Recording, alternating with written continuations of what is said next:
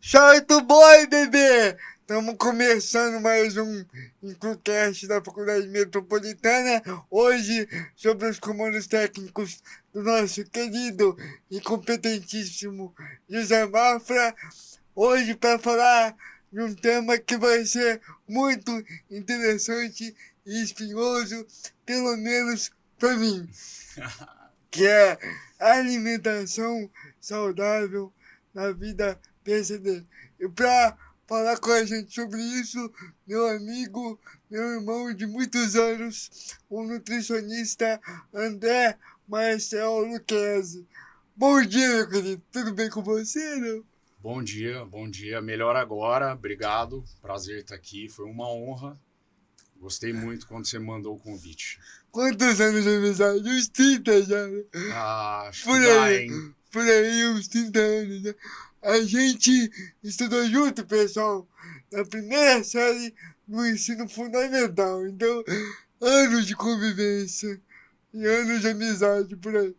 Ô, querido André, eu não sei se eu chamo pelo apelido Macau ou pelo nome André. Eu sou desacostumado a te chamar de André, pra te falar a verdade. Não, fica à vontade, pode me chamar de André aqui, pessoal. Acho que vai É, ficar mais fácil para quem está eu vou tentar ouvindo, me né? acostumar. Vamos lá. André, qual a importância de uma alimentação saudável e equilibrada para um PCD? Já foi direto, hein? Foi direto no ponto. Não tem muita diferença para o público comum. Na verdade, acho que a visão seria importante ver a individualidade da pessoa, mas é importante para manter a qualidade de vida, né? Então, a importância para o PCD, acho que precisa olhar para o indivíduo, né? Ver quais são as necessidades, se há uma necessidade diferente, algo especial ali para essa pessoa, mas acho que para qualquer um, acho que a resposta é essa, é como para qualquer um, importantíssimo, né? De primeiro plano, aquela coisa importante para a vida, e aí depois a gente olha para o indivíduo, vê se ele tem uma necessidade em especial, mas acho que a resposta é basicamente essa, é importante, assim, para qualquer um. Eu falo porque, por exemplo, para mim, que a minha lesão é cerebral, o gasto energético geralmente não é o mesmo que uma pessoa comum que anda, que se locomove do jeito tradicional.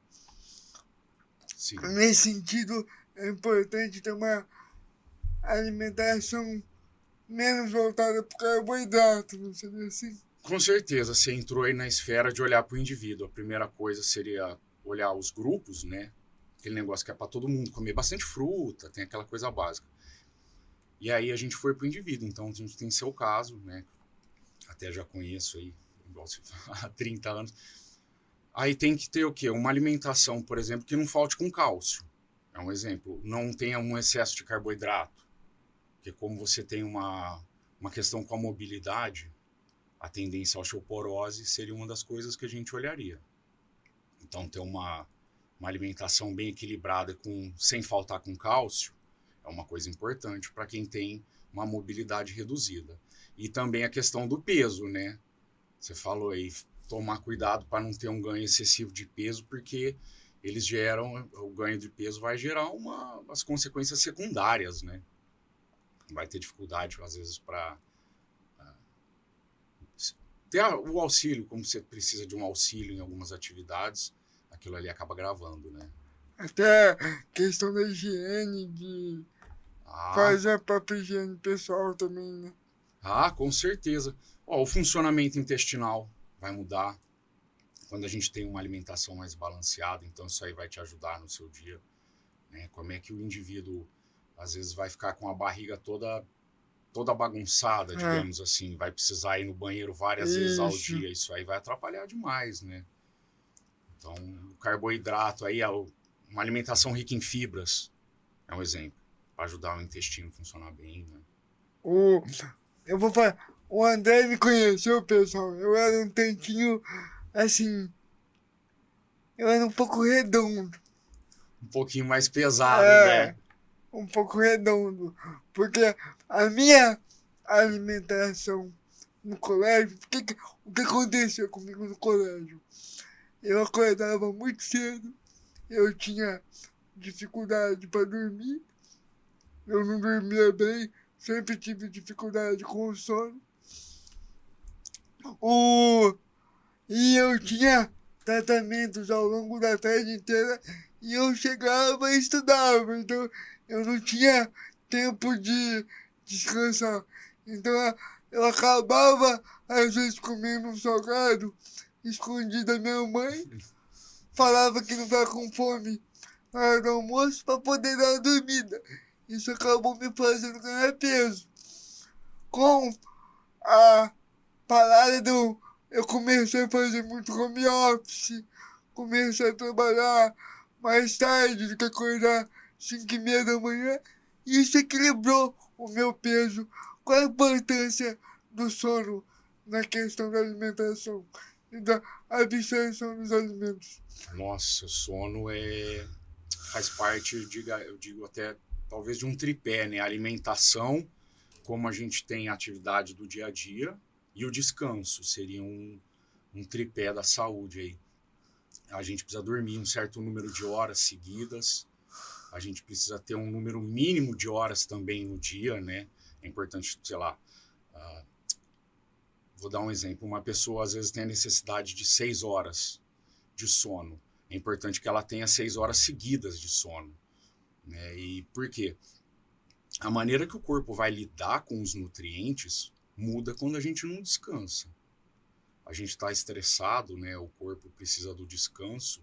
Sem a gente voltar, né? A recuperação volta o corpo aí para um estado fora do estresse, ou pelo menos tenta, né? Voltar o corpo para o estado fora de estresse. A gente consegue controlar o peso mais fácil. Agora, quando não tem esse descanso, alguns hormônios, como o corpo lida com eles, como o corpo lida com os nutrientes, né, também vai mudar. Então, realmente, o ganho de peso pode aparecer aí numa fase com um descanso bem descontrolado. Eu engordei na época do colegial justamente porque eu tinha esse desequilíbrio de sono. Ainda tenho, não consigo lembrar de verdade. Eu tô falando agora como amigo. Não consigo lembrar da última vez que eu dormi 4 horas seguidas. Isso aí dá, com certeza, isso aí atrapalha o equilíbrio do corpo. Você já se adaptou mentalmente, né, a viver desse jeito. Mas o corpo, o dia que você estiver conseguindo, vai agradecer. Vai, com certeza vai. E assim, geralmente eu brinco, né?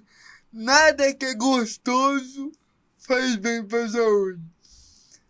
Como a gente equilibra a questão do sabor, às vezes comer um doce, eu nunca vi, por exemplo, o André comer um doce ou tomar cerveja. Como a gente consegue ter essa vida social assim mais legal e conseguir ter uma vida mais saudável? Ah, deve ter, né? Apesar de você estar brincando aí de nunca ter me visto assim, também sou um consumidor de basicamente tudo. A alimentação saudável tem que ser equilibrada, né? E o doce, ele deve entrar na medida certa, né? Ele até cabe. Tem que ver como é que qual é o tamanho desse doce. Uma colher de doce de leite pode ser 150 calorias. Uma colher de doce de leite caprichadona mesmo pode passar de 300, entendeu? Então, também vai um pouco da mão pesada ali, da vontade de quem tá comendo, mas cabe sim, e é até bom. Porque, ó, eu não gosto de substitutos de doce que não sejam doces. Tá? Tem que comer. Eu acredito que a saúde mental importa também, né? E você, nada contra quem come. Bolinho de biomassa de banana verde, eu chamo. Ah, pelo Porque amor de Jesus! chamam de brigadeiro de biomassa, né? Eu não chamo. Pelo Acho que amor de Jesus Cristo! é brigadeiro, né? Então tem que caber ele, sim. Eu acho que se você comer na medida certa, passa. Esses dias porque a minha mãe que você conheceu, ela tá nessa vibe mais saudável. Ela fez um brigadeiro, acho que de linhaça. Eu falei, mãe, chama de doce de linhaça. É, Vai ter. eu falo que o beijinho não é chamado de brigadeiro de leite ninho, brigadeiro de leite em pó, né? É beijinho. É, Então por que, que o de linhaça é brigadeiro? Né? é. Não, brigadeiro é Brigadeiro, brigadeiro. brigadeiro. Assim, lá em casa, de novo eu falando de mim, tá, pessoal? Porque a gente é muito amigo. Substituíram uma época o macarrão pelo macarrão de farinha de não sei do que. É horrível! Eu falei, então não chama de macarrão. Não chama de Não macarrão. chama de macarrão. O que bom! É uma coisa que eu queria entrar com você. Qual é a linha tênue entre você ter uma alimentação saudável e você ser um chato? Você é tipo o pregador da alimentação saudável. Aí você tá num bar, aí você vai comer farofa. Farofa tem 1.500 calorias. Você vai comer um espetinho de morango com chocolate, tem tantas calorias. Você fica fiscalizando assim e aos outros. Ó, chamar até de fiscal de prato, né? A É, pessoa fica fiscalizando. é. Ah, esse aí já passou da conta, não é mais saudável.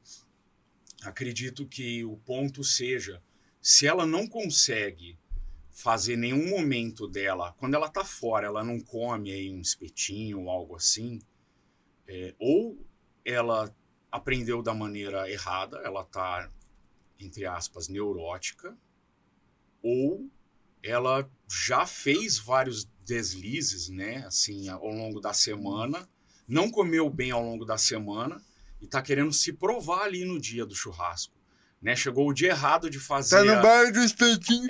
Ah, mas você vai comer farofa? Nossa, não, chega a ser chato, né? A pessoa vira uma pessoa chata, incômoda. É, E não, aí normalmente, quando ela tá fiscalizando é porque ela não tá fazendo, não. Aí ela tá ali, ela tá tentando mostrar para ela mesma ou para alguém de que ela tá sendo, né, alguém que tá fazendo mostrando conhecimento, né? e que ela cuida da própria alimentação. Mas se ela cuidasse mesmo, ela não estaria tão É preocupada ali. papo pra pegar a gente, isso aí. Desculpa. Desculpa, É, tá, pessoal? É papo pra impressionar homem ou mulher, sei lá o que for. É papo pra impressionar quem você quer ter um relacionamento. exato, é uma Desculpa. conversa, né? Não, É, eu sou fitness. É exatamente essa. Nossa senhora. É que nem a gente tem a nossa festa de fim de ano da nossa turma, né, do colégio. A galera levando cerveja sem álcool.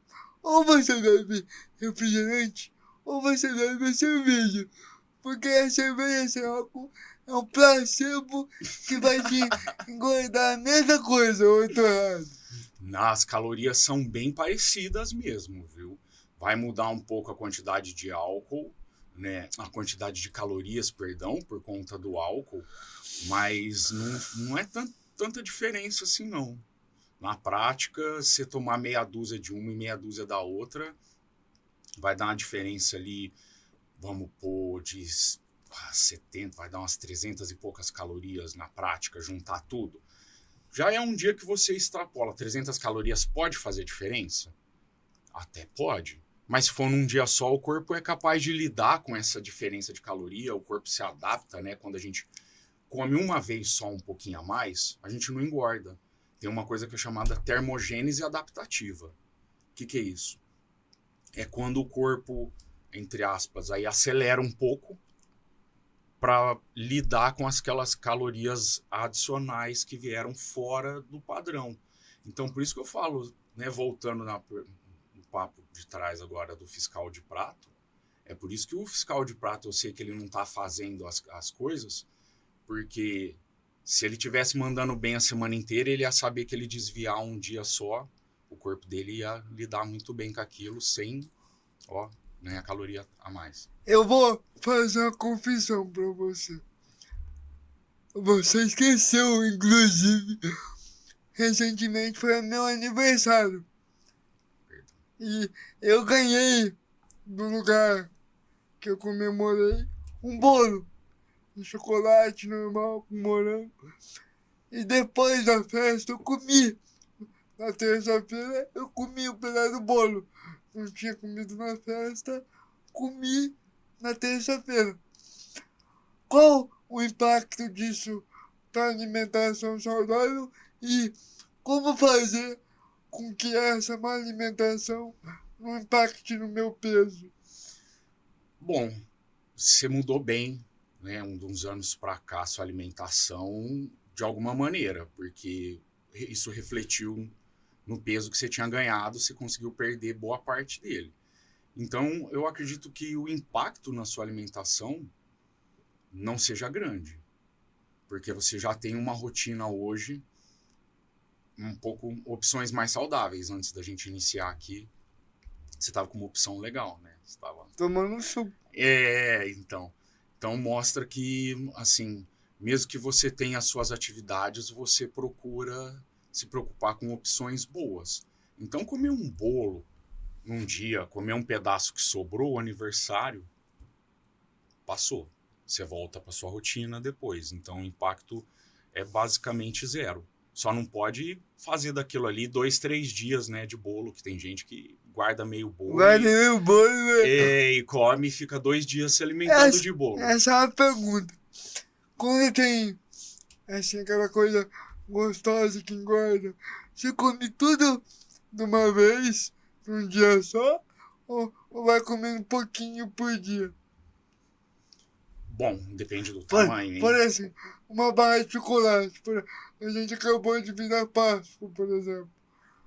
A Páscoa é um exemplo bom. É melhor ir dividindo. Os ovos normalmente... Se for um ovo do tamanho de um ovo de galinha, você vai comer de uma vez só. Brincadeirão. De novo, dando um exemplo meu aqui, pessoal, porque quando a gente fala em PCD, é inevitável não esbarrar em mim, né? Porque eu sou PCD. o meu ovo, eu dividia em 3 domingos. Domingo 1, domingo 2, domingo 3. É uma boa estratégia. Eu gosto de dar o exemplo do conta-gotas.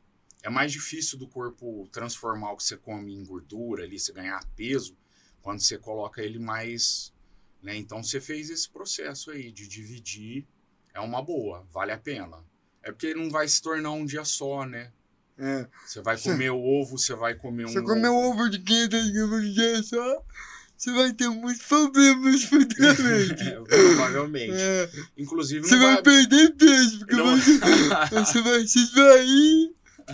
Não vai absorver nada, né? Então vai muito exato, vai muito do tamanho da porção mesmo, de novo. A gente barra nessa resposta algumas vezes, mas se às vezes ganhar um ovo aí que tem meio quilo, compensa dividir, né? Ah, com certeza. Inclusive para evitar o episódio no banheiro o dia seguinte. É por isso que não dá. Você vai até perder peso, mas que custa, né? Existe um termo difundido recentemente que é o tal do dia do lixo. Isso existe? É uma estratégia de alguns nutricionistas. Eu não sou muito chegado, não. Eu não sou muito chegado em chamar de dia do lixo. Porque você comer um hambúrguer, uma pizza, você comer uma lasanha escondidinho, né? Tá mais livre ali, chamar de lixo, tá colocando um conceito para mim que é muito... Sei lá, não precisa... Muito não, repulsivo, né? É um dia tão bom, cheio de coisa boa, vai chamar de dia do lixo? Então, até tem uma estratégia, só que normalmente eu prefiro não eleger um dia. Porque, às vezes, ao longo da semana, você pode ter um aniversário, você pode ter uma confraternização para ir alguma coisa, e você fixou que vai ser um determinado dia da semana. E aí você fica aguardando aquele dia, chega naquele dia, come todas as refeições erradas. Fazer uma refeição, mais ou menos, o corpo não responde ganhando peso. Agora, fazer todas de um dia, você pode aí anular, às vezes, 2 ou 3 dias de dieta que você fez, num dia só, né? Um excesso de calorias, 1.000 calorias, 2.000 calorias. Então, no Tipo, dia do lixo, né? Às vezes pode ser excessivo. não é um dia do lixo, é uma refeição duas, não é todas. Tem que ser Ah, exato, tem que ser o dia. Então eu acabo nem chamando de dia do lixo, porque é um dia que, na verdade, às vezes a pessoa vai estar fazendo uma coisa que ela quer muito. Às vezes ela gosta muito, tem um programa para fazer junto com alguém, e aí colocar aquele dia lá como dia do lixo fica pejorativo para fica. mim. Assim, outra coisa, você falou que emagreci, porque eu comecei a basear as minhas refeições todas em proteína. Hoje eu como muito mais proteína do que carboidrato, por exemplo. Eu acabo comendo muita carne. Vai sair, sai no espetinho, numa churrascaria. Vai comer alguma coisa num bar que não tem espetinho, pede uma carne. Até que ponto isso ajuda e até que ponto isso faz mal. Ajuda no ponto de que quando você não falta com proteína, você evita a perda de massa muscular, que é um problema que pode acontecer como você tem uma mobilidade reduzida. Né? Às vezes não conseguir se esforçar com determinados músculos, eles podem cair numa atrofia, né? Então você reduz essa atrofia quando você tem um porcionamento bacana Ingestão aí. de proteína correta. É, a ingestão correta de proteína é importante, inclusive. É um ponto a ser observado na Mas alimentação. eu já ouvi falar que isso faz mal pro rim, por exemplo. Olha, tem que comer muita carne mesmo e só se tiver carne tiver muito salgada. É muito difícil você ter um... O dano renal, ele só vem acompanhado de outras... junto de outras coisas. Ele não... Comer carne por si só não vai ser o que vai te causar danos renais, falando de maneira direta, assim. Viu, mãe? Não adianta vir com esse papo tentando apavorar, que não é verdade. Imagino que você não deva exagerar. Eu Senão, como bastante carne. não, mas a carne ela vem acompanhada da gordura, eu quero dizer. No exagero, quando você tem as calorias acabam se somando e a carne inevitavelmente ela carrega gordura junto dela. Então comer muita carne, comer muita proteína de carne mesmo, principalmente da vermelha, a gente carrega muita gordura junto. Então isso pode refletir o que no seu quadro de como é que tá o triglicérides. Então essa parte para o PCD é importante, porque se você tiver com as ingestões fora, logo elas vão refletir nos seus exames, ou vai refletir no ganho de peso. Então o colesterol tá legal, o triglicérides está legal, é importante observar, obviamente passar pelo Nutri, ver como é que tá a ingestão, ele aprovou. Eu faço periódico de 3 em 3 meses, 4 em 4 meses, por aí. Aquele exame de sangue bacana pra medir. Tava legal, mas assim, você me conhece, eu gosto de tomar um negocinho. Mas como é que tá? A ingestão do álcool, se ela tiver bacana, né, tem que observar. Ela é outro nutriente que é importante observar. Porque tem a questão da atrofia muscular, né? Quando a gente acaba diminui o B12. Não, eu ia te falar isso agora. Eu tomava meu negocinho, fiz o exame depois do carnaval. A diabetes deu 114. Nunca foi assim. Minha diabetes é 70, 80. E eu percebi que o meu diabetes em jejum tá 70. Então meu pico glicêmico tá alto. Então é porque eu tomava, além do álcool, eu tomava o álcool com refrigerante. A vodka, a coca, a caipirinha com açúcar, a saquarita com açúcar. Aí começa a complicar, né? Sim, sim, E eu, tem. e eu percebia Hum, que depois que eu bebia depois daquela nossa festa de fim de ano, eu acordava com uma dor na perna que eu não conseguia me movimentar. Por que isso acontece? A dor na perna, acontece o seguinte: o álcool, ele inibe o corpo de colocar... Já viu alguém beber até precisar tomar glicose? Já. Exatamente. Já precisou aí. Inclusive. Acontece o seguinte, tem um efeito no fígado que vai evitar com que o corpo coloque glicose no sangue, né? Então, o álcool, para ele ser metabolizado, ele exige glicose, ele exige energia para o corpo conseguir tirar ele. E, ao mesmo tempo, ele inibe que o corpo coloque essa energia no sangue. Então, o que vai acontecer vai ser que você vai começar a usar suas reservas, a reserva muscular mesmo. E você não vai conseguir refazer. No dia seguinte, é como se você tivesse feito uma atividade física muito exaustiva. Porque você teve o gasto, mas você não conseguiu... assim mesmo. Você não consegue repor. O álcool vai evitar a reposição. E assim, Parece que eu ia fez muito no banheiro. Muito no banheiro. Assim, o número 1. Muito. E no dia seguinte, uma dor na perna, nos joelhos, terrível, assim. Conta dessas duas questões, a desidratação e o corpo não consegue refazer, o corpo não consegue colocar o glicogênio, que a gente chama, é a reserva muscular. O corpo vai gastando ela porque você está vivendo, você está ali, tá na atividade, está tomando, as horas se passam e o corpo precisou usar energia, mas ele não conseguiu refazer ela naquele lugar. Ele não conseguiu recaptar, então é como se tivesse gastado demais. Repetindo. Assim, parece que fez muita atividade física. Parece que eu corri uma maratona. E assim, quando eu era mais novo, uns 10, 15 anos atrás, umas 3 semanas que eu fazia uma alimentação mais regrada, sem álcool, sem doce, eu conseguia perder muito peso. Conforme o tempo foi passando, eu percebi que essas 3 semanas se transformaram em 6, em 12. Por que isso acontece? Questões de mudança na vida mesmo, conforme a gente vai ficando mais velho. É pouco menos do metabolismo. O metabolismo vai se alterando, mas é mais quando a gente está chegando mais perto dos 60 anos.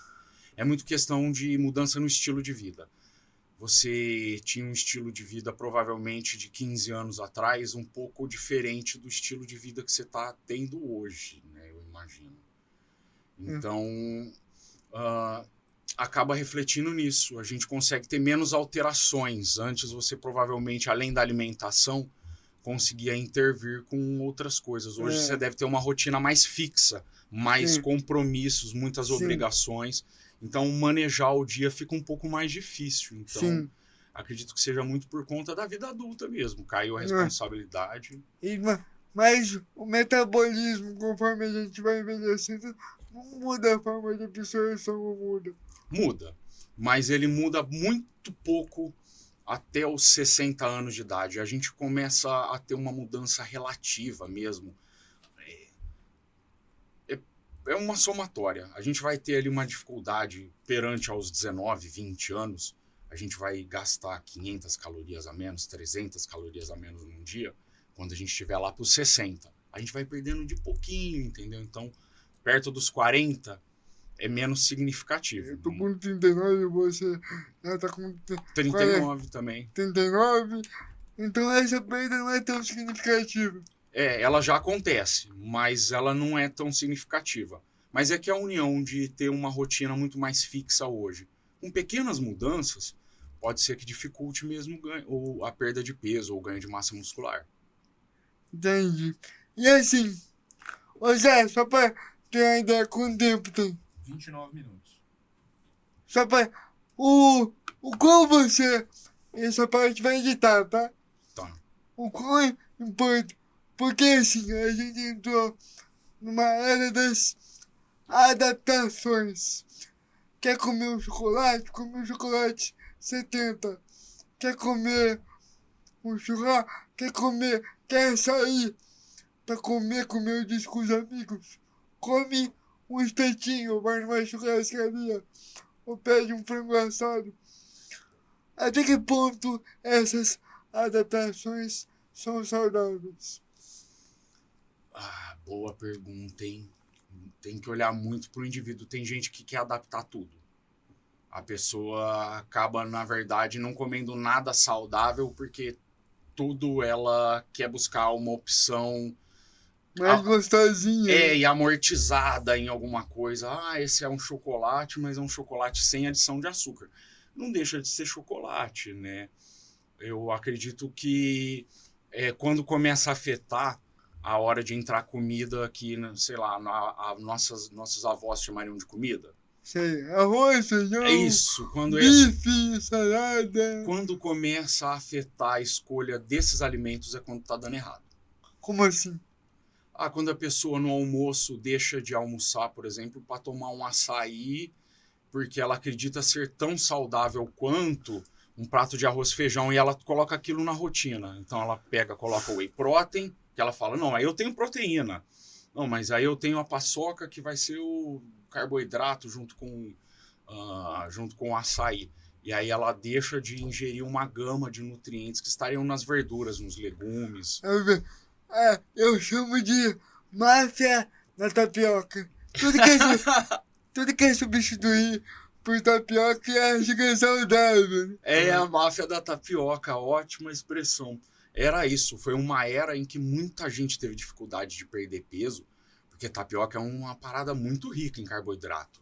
Você comer aí uma tapioquinha bacana, redondinha, uma massinha bojudinha ali, tem mais de 100 gramas de goma de tapioca, equivale a mais de 3 escumadeiras de arroz. Nossa senhora. Entendeu? Então a pessoa olha para um prato com 3 escumadeiras de arroz, ela acha que é muito, e na tapioca ela acha que é pouco. Né? Então, às vezes, afeta a escolha. A pessoa, além da tapioca, põe 3 ovos na massa da tapioca, faz um creme de ricota hipercalórico. Tô saudável. Não, Exato. Às vezes está comendo mais caloria do que tivesse comendo um prato. Tá. Pode acreditar em mim, você não tá saudável. Não tá bacana. Então, eu acredito que sintetizamos bem essa resposta junto, assim. É quando afeta, você falou, a máfia da tapioca. Quando entra na hora do prato de comida, começa a ficar estranha a coisa. Assim, falando da máfia da tapioca, o que a gente se engana na hora de se alimentar, assim, o que é importante a gente não se enganar, a gente saber o que está consumindo. Nossa, é a primeira coisa que eu gosto de ensinar para qualquer um é educação para ela. Ela conseguir eu acho que é a coisa primordial da nutrição. É quando a pessoa aprende a olhar a embalagem por si. Ela pega ali, ela lê, ela compreende o que ela está comendo. Isso aí liberta ela de ficar presa nas escolhas, em que seriam escolhas que tá incorreta, não seria uma boa substituição, ela acaba se enganando.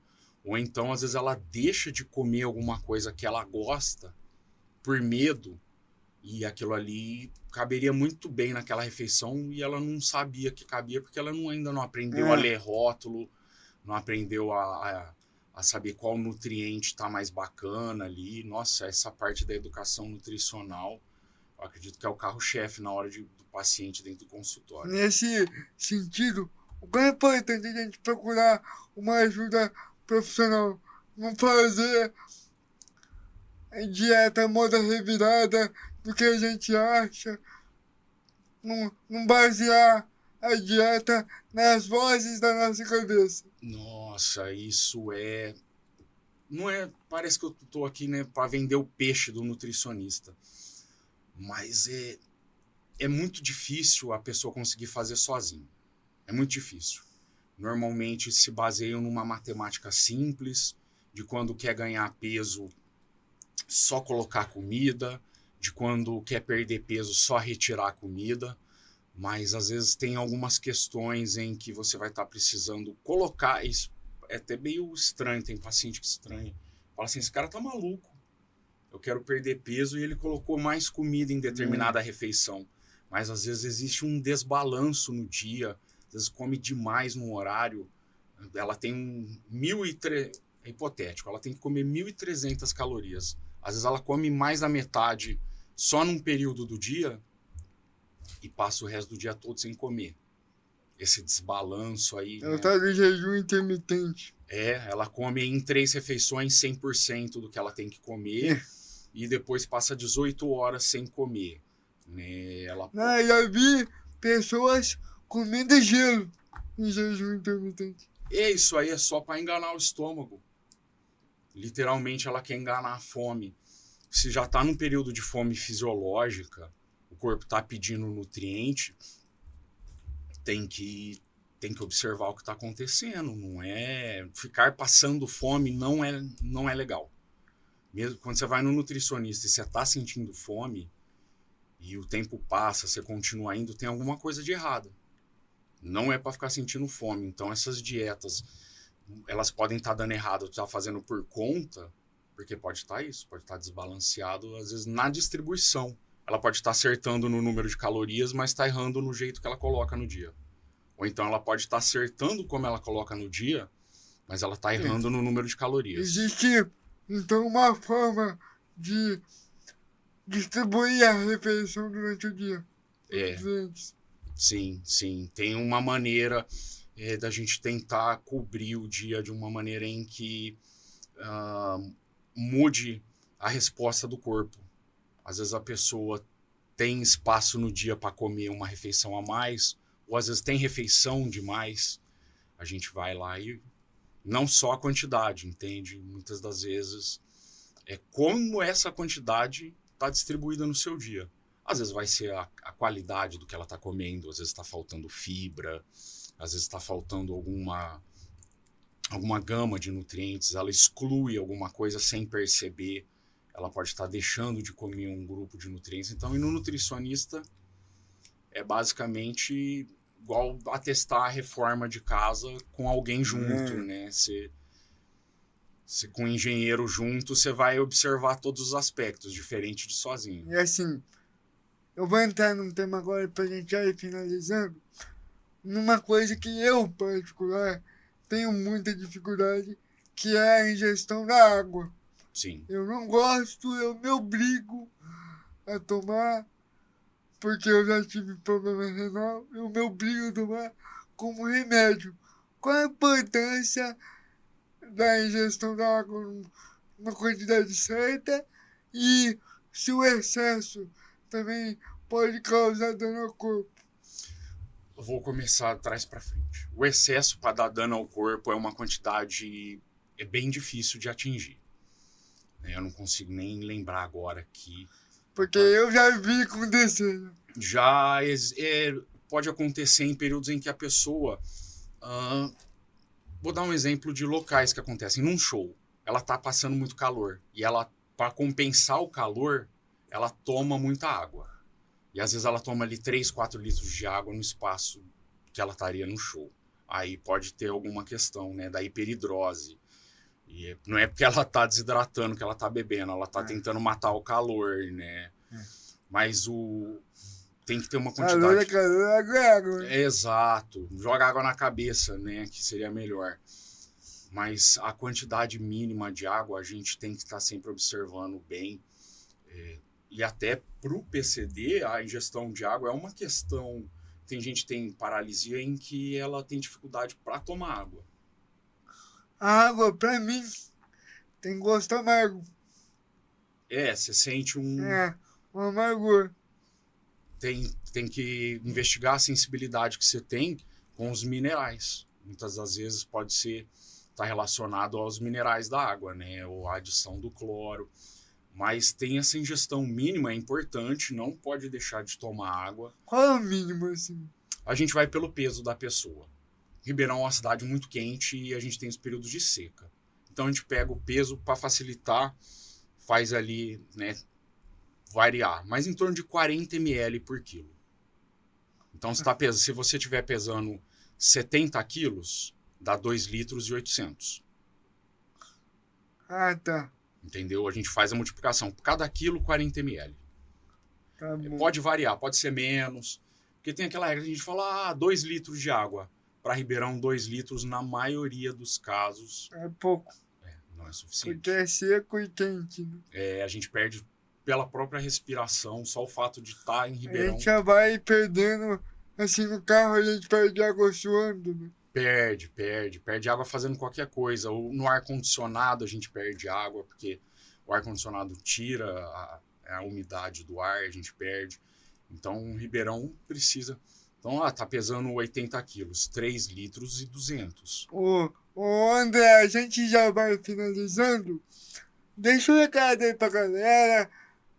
Passa o que você quiser passar. Eu te agradeço a visita e os ensinamentos.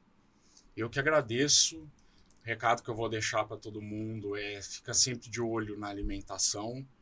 É clichê, parece assunto de vovó, né? Falar assim, coma bem, mas faz muita diferença no dia, faz muita diferença na vida da pessoa, independente de ser portador de algum tipo de deficiência.